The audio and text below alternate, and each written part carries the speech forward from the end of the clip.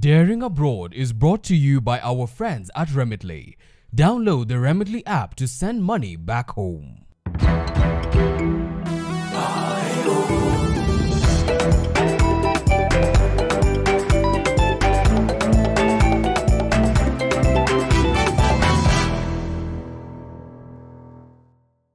Wow, I'm happy to meet you on air again, and you'll love it.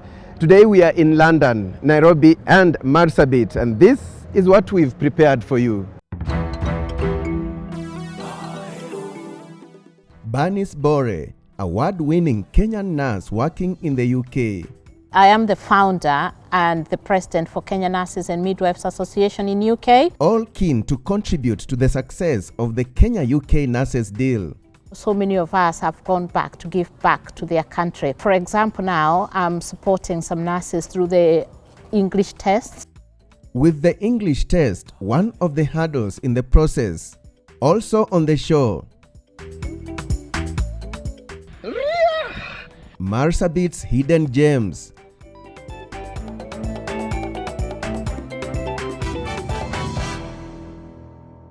Great. And before we proceed, a quick mention here. The American multinational financial services corporation known as Visa has opened an innovation studio in Nairobi, the first in sub-Saharan Africa.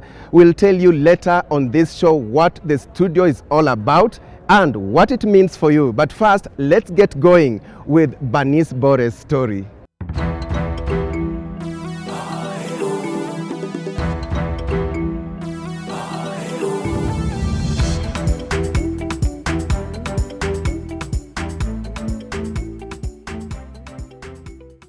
Bernice Bore has been living in the UK for about 20 years.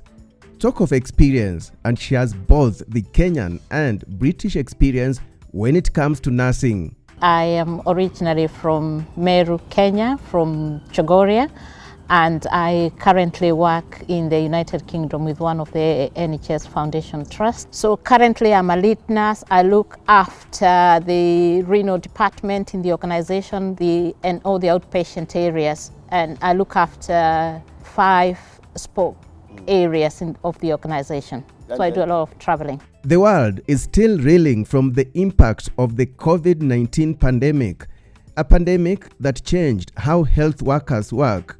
Bernice was on the front line. She shares her emotional memories. I am the founder and the president for Kenyan Nurses and Midwives Association in UK. So this one came about during the pandemic, where we felt, we know we Kenyans like things like praise and worship.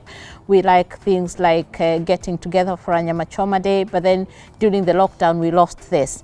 So then we came together as a group of nurses and thought, how could we do? Plus, we nurses did suffer a lot during the pandemic. So I remember during the pandemic, so many people lost their lives. And because they were not allowed to come and visit their loved ones, it was difficult because they just wanted somebody to be on there just to hold their hand. And I remember I held so many people's hands, but then you are allocated a certain amount of number of patients and they all need your care. So you cannot just be sat with one patient. So that was quite emotional. And then the other thing I found is the international nurses also lost their lives. And at one point, we were not able to repart their bodies. So we just thought maybe as a voice for the nurses, maybe we could come together because we do understand one another and we do understand what we go through. So you overcame that, and I mean, it's indeed there are lessons that were learned. Yeah, so there were the lessons which were learned, but I was lucky that I was nominated and I won one of my biggest awards in my nursing career, which was an award for Making the Difference award by the Royal College of Nursing. During COVID? During COVID, just because of my contribution during COVID. Mm-hmm. So that was rewarding. According to Bernice, this is the real meaning of nursing being a calling and not a job. I would like to thank the UK population and the community because we had a lot of support. People gave us food, there was hot food that was supplied. People gave us lots of things like pens, hand creams because we were washing our hands a long time.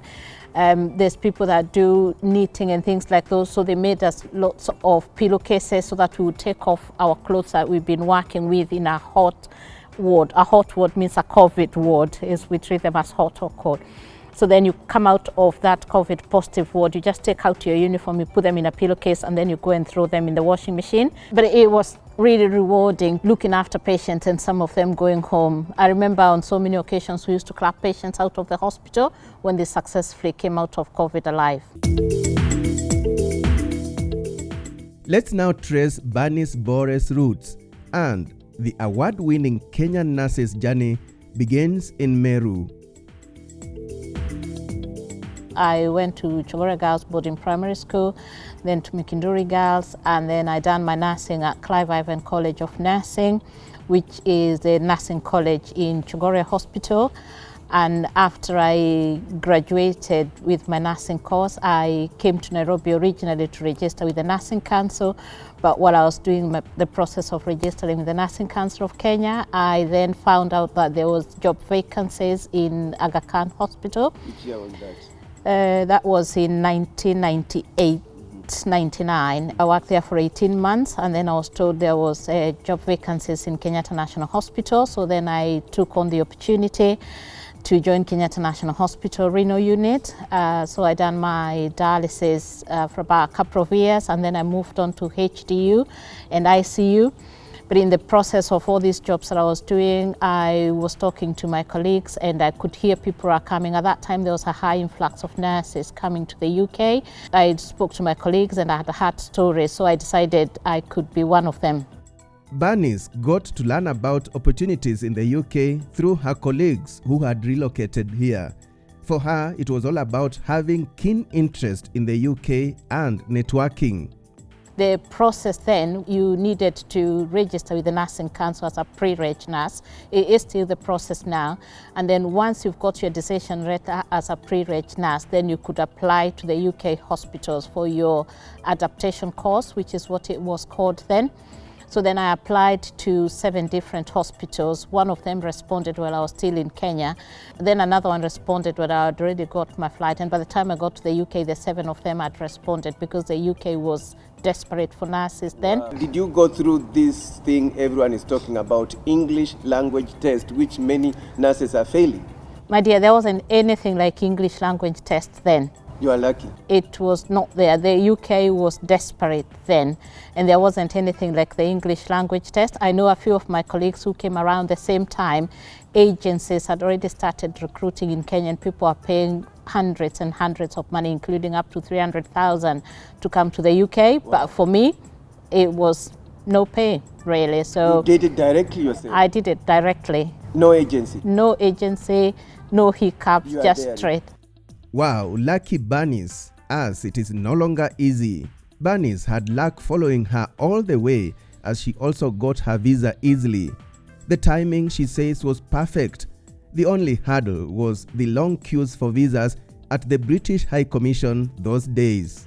Some people found it as business because then they were charging us 2,000 to queue overnight. So I did pay the 2,000 to queue for me overnight. So Bernice, when you alighted from the plane, given that it was your first time away from your homeland, what happened next? Not even before you landed. I think there's that gap of now you've got the visa, you've got the excitement, but then you now start thinking you're going to a known land. You're leaving your family behind, your parents, your friends, your life, your little house you had in Nairobi, your little property you'd acquired for the few years you'd worked. You know, you start thinking, have I made the right decision? So you sink for a bit. But then when you look into maybe your reasons for going to the UK, then you think, yes, you've made the right decision. So then you get on the plane and the plane doors open and it's a complete culture shock. Because it was a complete culture shock. So I came in a cold time like now, and when the doors were open, I nearly told them, please shut them and take me back to my hot country. So that wasn't very expected. You walk into the country and then the challenges now begin. So first is things like you then start getting called ethnic minority. You've never known anything about ethnic minority. You've been black Kenya with a few Chinese here and there is nothing like ethnic minority. So you start getting called ethnic minority and you say, hang on a minute. And then you think you speak very good English and you walk into work or you answer a phone and people tell you they don't understand you. Because of intonation, accent. And you think, what? Bernice informs us that the English language test was introduced when the UK started accepting nurses from various countries where some of the nurses would have language barriers. And some of the people, although they are from Commonwealth countries, some people cannot speak English. And then patients started struggling to get to understand what these people are saying. So that's when the Nursing Council put it mandatory for all the nurses to do an English test, including people who come from Eastern European. And for those going through the English language test, what would you tell them? The English language test, it just requires practice, practice, practice. You just need to keep practicing, practicing. It's not the normal English that you've been taught to, because what they test you at the English test is how well you can converse with your colleagues and how well you can converse with the patients. Say, for example, if you ask a simple question, are you employed or unemployed? They don't expect you just to say unemployed, because then that way you're not communicating. So this is why they are failing. So you should say what? So you should say something like, I have been working, I've not been working, say, for the last few years, but then I got myself a temporary job and I just done that job for a few months, and now I've just actually trying to get my way to the UK. So that way you're conversing with that person, because they're testing, you're conversing with their patients. Yeah, with their patients and colleagues, which is really a key thing. By now, you must be touched by Bernice Bore's story. We have more right after the break. Also ahead, why Visa has opened a new innovation studio in Nairobi. Stay with us.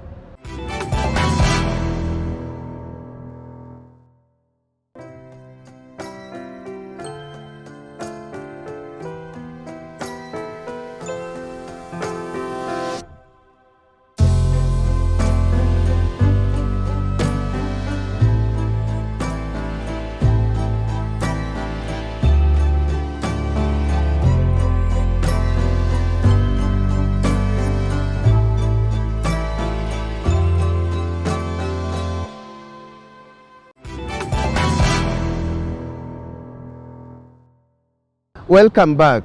Today our main guest is Bernice Bore, a Kenyan nurse in England and the founder of the Association of Kenyan Nurses and Midwives in the UK. Looking back, are you satisfied working as a nurse in the UK? So the benefits of working for the NHS, one of them, I would say I am a naturalized British citizen at the moment. So myself and my children do enjoy maximum British citizen, like any other British citizen would enjoy. Say, for example, rights to health care. You know, if I'm traveling abroad into some of the countries with a British passport is a lot easier, and also access to education and all that kind of thing. My most benefit for working with the NHS is job satisfaction, because when I done my nursing course in Kenya and when I worked in Kenya, some of the things that we learned in theory, because of the lack of resources, we were not able to put them into practice. For example, if a patient fell on the floor, the way we pick up the patients here is with a hoist machine. So we don't manually lift the patients, because then that could hurt our backs. So we learnt this, but I didn't have the opportunity of using a hoist machine before I had come across to the UK. When I worked in hemodialysis unit at Kenyatta National Hospital, we could not offer dialysis until the patients had paid for the service. This was then, maybe it's changed now. While here, the patients are picked up from their homes with an ambulance. The ambulance driver brings them to the unit. The whole kit is there ready. Your work is just to put them on, and then the ambulance driver picks them again and takes them to their home. When it comes to remuneration, Bernice says the big figures in pounds people hear about can be deceiving. While the money may look big, living standards are high in the UK, hence expenditure is high. Meaning one could be earning less in Kenya, yes, but is able to live comfortably. I work with the Kenya money when I'm in Kenya. I get off the plane and I work with the pound when I get off the plane. So when you get that money should be enough for you to cover you just like it works for you in Kenya. The difference is if you've been earning 100 Kenya shillings and you come here, you earn 100 pounds, and you know from your saving is a 10%. So in Kenya, you're saving 10% of 100 Kenya shillings, while in the 10 bob, yes, correct. But when you come to the UK and you're earning 100 pounds, you're saving 10% of the 100 pounds is 10 pounds. 10 pounds multiplied by 140, it means you're saving 1,400 in your account, as opposed to the 10 pounds. So that's where the difference comes in. It is expected that a good number of Kenyan nurses will attain the experience and benefits similar to what Barnes has achieved thanks to the Kenya-UK nurses deal. The nurses deal is really exciting. The UK is looking for more highly qualified nurses, and Kenya currently has a surplus of nurses. So the idea of this is that nurses who are qualified in Kenya can go to the UK and work for a period of time. Some may stay, but I suspect most will want to come back and contribute as more jobs become available in the Kenyan market for nurses. So it's a real good example of a win-win situation for our countries working together. We have a shortage of oncology nurses, a shortage of ICU nurses, a shortage of renal nurses. Those can be trained here for back home. So fill the gaps that need to be filled. On the other hand, the UK has a shortage of 60,000 general nurses, while we have unemployed nurses to the tune of 30,000 and above, from what I understand. If we can get some of our nurses into this market, they solve their problem while they train some of our people to solve our problem. So we win, they win. Other than the salary, which we've negotiated the entry level to be band 5, which means earning 2,300 pounds, approximately 300,000 Kenya shillings per month. There are other benefits. One, on arrival in UK, they will be given free house for 3 months. Number 2, they will also grow like anybody else in UK. There is no discrimination between foreign and local. They go through the same career progression. So the salary is the same. We found Kenyans, nurses who have progressed the ladder. They are now in band 8, earning over 600,000 Kenya shillings. And they are in charge, and they are very happy because the laws are uniform and equal.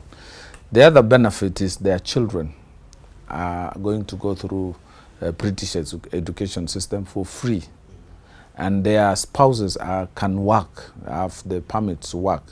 And any family member visiting has a higher consideration to get visas to travel to visit, and they will also be able to visit. This cost that they are incurring, we are incurring right now, and will be refunded by NHS, all of them. Indeed, Barnes is one of the Kenyan nurses in the UK who are already giving back to their country in terms of skills and knowledge transfer. I think with the current MOU that has been signed between the two countries, then that opens ways for us to be able to do maybe exchange programs, where then we can go back with all the knowledge that we've learned here now, then we can go back and bring that expertise back home, and then we can improve. And I know so many of us have gone back to give back to their country. So for example now, I'm supporting some nurses through the English tests, and they're following the government route. So that's something, because then we've been here and we've seen how it's been done. And some of us, I know they're doing all sorts of other things. So yes, my aim would be when I retire, I would like to go back home and try and give back to the community. I'm very proud of my nursing college, and they know that, because that's the ones that molded me into what I am. And even the organization I work for know that I'm proud of it. With that, we come to the end of Barnes Bore's story. Time now for our back home segment, and join us for our adventure in Marsabit.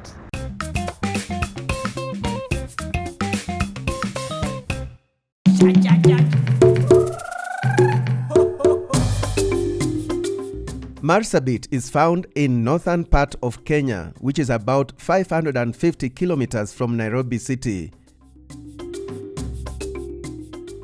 From Nairobi, our journey takes us through Thika, Sagana, Nyeri, and Nanyuki. In Nanyuki, you can spot the gorgeous Mount Kenya when the sky is clear. Isiolo is yet another important stop. And there we go, smooth all the way, on this A2 road that has really opened up this region with amazing sceneries here and there.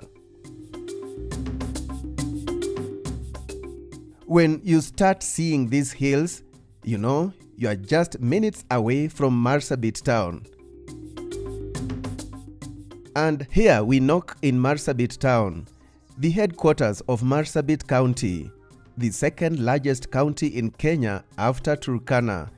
The town is almost surrounded by Marsabit National Park. Marsabit National Reserve has its own uniqueness. It's an island found in a desert, where at the moment it's only in this reserve where you get green vegetation, because it has a lot of water which is being dependent on by the residents of Marsabit. And this is the elephant pool, a pool where elephants gather to drink water, especially in the evening. But you find other animals here too. We have the crater lakes, Lake Paradise, we have Bongole. Marsabit National Park has a variety of wildlife.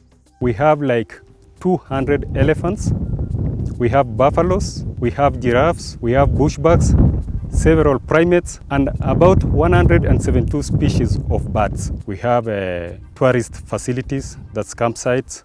We have bandas where visitors can stay there. The bandas can accommodate up to 14 people. It's a self-catering bandas. And have you ever heard of singing whales? Here we come across one, right in the middle of the park. You find that when they are watering their livestock, they sing, and that motivates them to work harder. It's not an easy work, as you have seen, drawing water from underground, and they have to water a large number of livestock. So they keep singing, that gives them morale to go on. It reduces the human-wildlife conflicts, since once they are through watering their livestock, they leave water for wildlife also to come. And when you come here in the evening, when the livestock are out of the park, you will find wildlife here.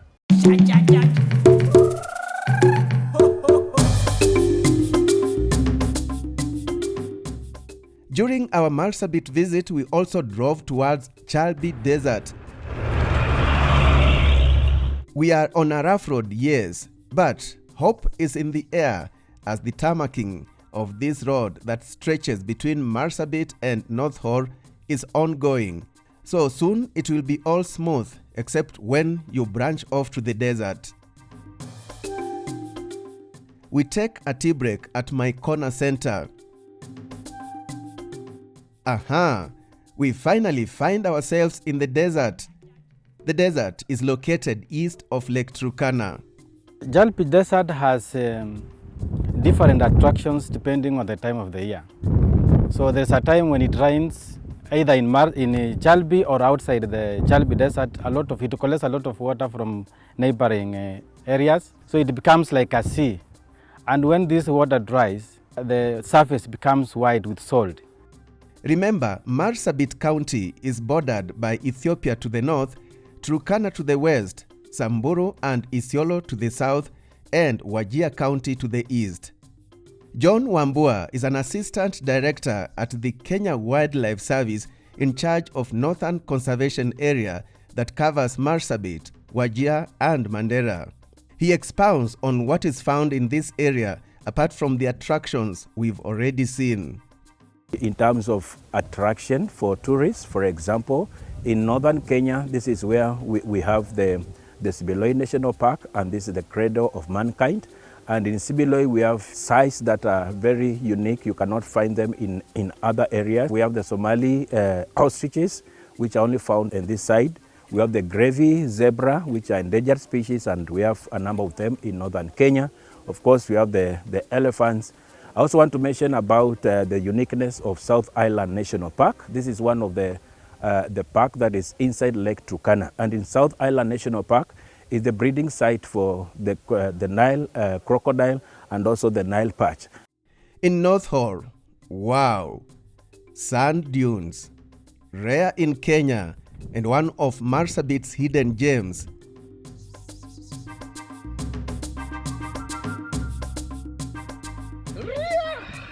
Now, this adventure may look scary, but once you immerse yourself in it, it becomes addictive. It's the only sand dune around in Marsabit that has collected this sand for many years. So tourists come here to sit on the sand dune in the evening and see how it changes, the wind and the waves changing on the sand dune every minute. You can write your name, then it disappears after seconds. Then anything can change. Those waves pattern change frequently as you wait. When you are there in the next 2-3 minutes, you find the waves change. They form different contours at different times. As Chams Adventures, we are very happy to have organized this trip in collaboration with the sister company Chams Media. It has been an awesome trip. In fact, the Northern Kenya has a lot to offer that many people don't know. And we are here to take you where we have been. And only what you need to do is make us your travel partner. Book with us to enjoy all these experiences. I want to tell visitors that Northern Kenya is safe. They should visit these areas. Zuru Kenya Wildlife Service Parks, Zuru Marsabit National Park, Zuru South Island National Park, Zuru Sibiloi National Park. Thank you, Marsabit. And ask me if I can come again. Why not? Finally, we take you to the world of innovation, and I guess you know about Visa, or you probably use its services. Now, the American multinational financial services corporation has just opened a new innovation hub in Nairobi, the first in sub-Saharan Africa. Now, what is this hub all about, and what does it mean for you? Take a look.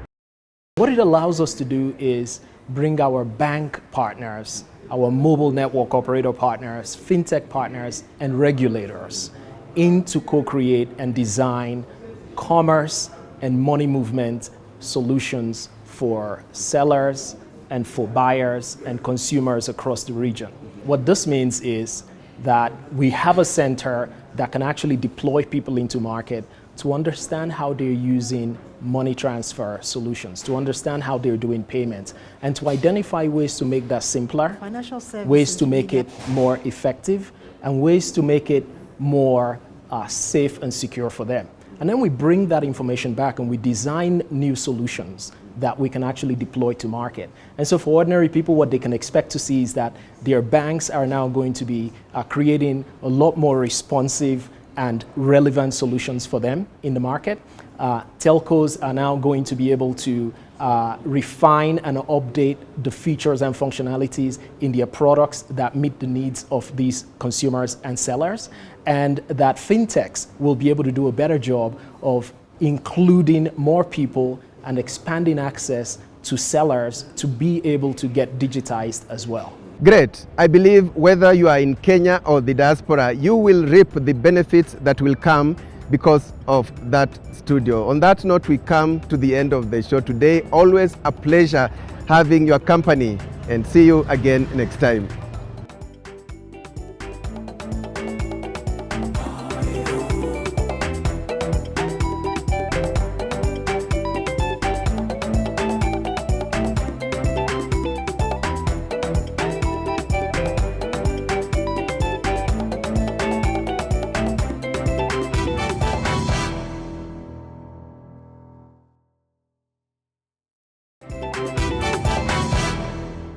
Daring Abroad is brought to you by our friends at Remitly.